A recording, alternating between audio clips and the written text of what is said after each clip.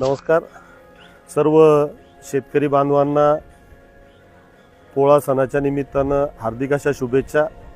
खरं तर शेतकरी बांधव मागच्या बऱ्याच दिवसापासून ज्याची आतुरतेनं वाट बघत होता तो जोराचा पाऊस या ठिकाणी कालपासून होतोय। ही एक आनंदाची बातमी आहे। पोळा सणही सोबत आहे आणि परंतु मी आपल्या सर्वांना या शुभेच्छा देत असताना आपल्याला सावध राहण्याची पण भूमिका घेईल। आपल्याला एक विनंती करेल की आपण येणाऱ्या काळामध्ये नदीकाठच्या सर्व शेतकऱ्यांना विनंती आहे की आपण थोडंसं सावध राहिलं पाहिजे। पावसाचं प्रमाण येत्या काळामध्ये आणखी वाढण्याची शक्यता सुद्धा आहे आणि त्याच्यामुळं आपण ही सावध भूमिका घ्यावी। जीवितहानी कुठं होणार नाही याची काळजी घ्यावी।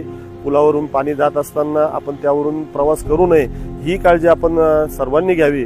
पुन्हा एकदा मी आपल्या सर्वांना या पोळ्याच्या शुभेच्छा देतो।